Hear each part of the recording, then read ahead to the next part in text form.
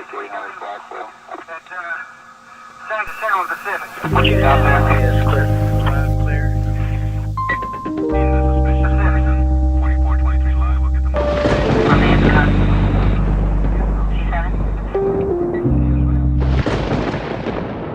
Sometimes I see a crow watching me.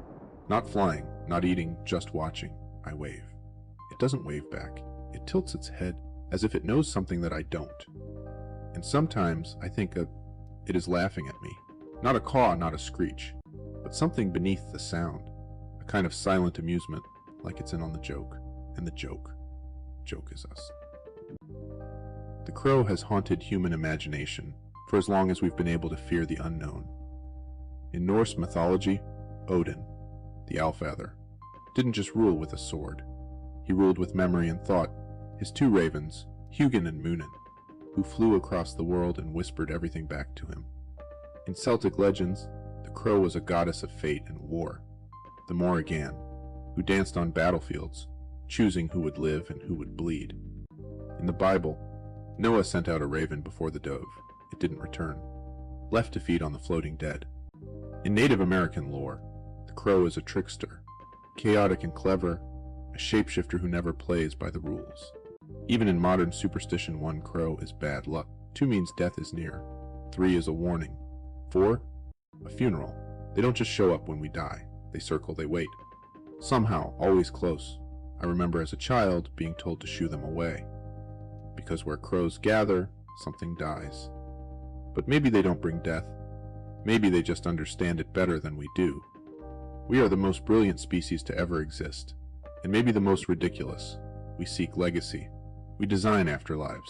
We build cities, write books, create gods. We construct purpose like it's architecture, a blueprint we must follow, or else be wasted. We chase immortality through ideas and memory, and then we die. Meanwhile, the crow doesn't build empires, doesn't record its thoughts, doesn't pray, it flies, it watches, it waits.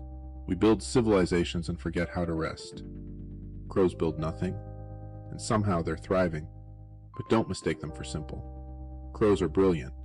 They remember human faces, especially cruel ones. They hold grudges for years. They pass that memory down from parent to chick. They use tools. They solve puzzles. They mimic voices. They learn human schedules, garbage day, traffic lights, school bells. In Japan, they drop nuts on the street and wait for the green light to retrieve them, cracked open by cars. In cities, they thrive in our mess. In war zones, they adapt. In silence, they survive. While we chase purpose, crows chase survival, and win, not because they're lucky, but because they're clever. They've outlived myths and plagues and empires, and still, they watch. So why would they laugh? We fear death, they live with it. We seek truth, they survive in the dirt. We chase purpose, they fly. Crows don't need ideologies, no manifestos, no dogma, no 10-point plans for inner peace. Maybe they laugh because we take ourselves so seriously, and die anyway. Maybe they laugh because we write libraries of philosophy, absurdism, existentialism, Taoism, all trying to make peace with something the crow accepts effortlessly. Taoism says, the wise man is like water, the crow is like shadow, like air. It flows through the world without trying to conquer it. It needs no reason to exist, so it simply does. And when we're gone, they feast on our remains, literally, and maybe metaphorically, picking apart the bones of what we once called civilization. They were there before our pyramids. They'll be there after our skyscrapers. Watching, flying. I remember sitting in a hospital parking lot. Someone I loved was dying upstairs. I didn't cry. I didn't scream. I just sat, and then a crow landed on my windshield. Not flapping, not calling.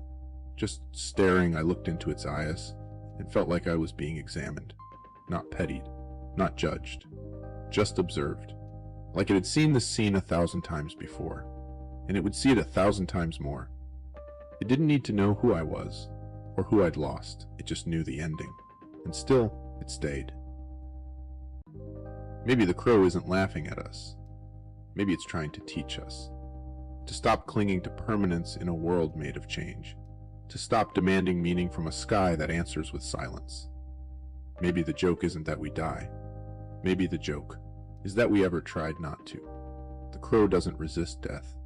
It doesn't deny it. It dances with it. We spend lifetimes running from the void. Crows sleep in it.